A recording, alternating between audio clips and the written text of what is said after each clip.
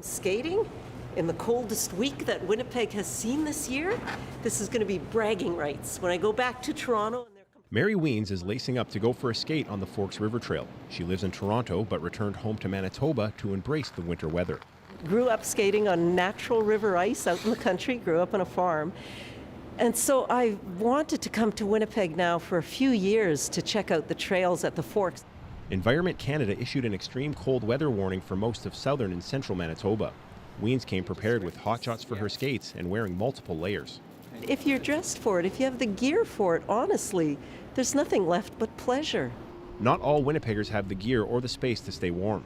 Siloam Mission supports people experiencing homelessness. Last year, they developed a winter overnight warming space. Last night, for instance, we saw 180 people who needed to stay inside.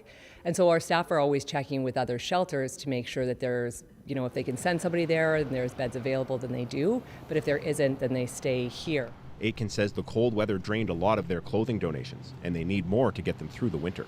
We are running out of mitts, toques, jackets, boots, even things like new men's and women's underwear is something that we need. The cold is taking a toll on vehicles as well. CAA Manitoba says they're averaging close to 500 calls per day since the cold snap, a majority due to dead batteries. CAA suggests leaving an emergency kit in your car in case you're stranded on the side of the road.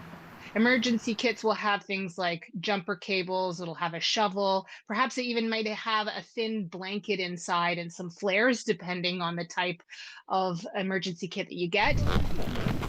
At the Forks, Weens is dressed for the weather. Oh, don't worry about how long you'll be out there, how long you'll last. The point is to say you were here.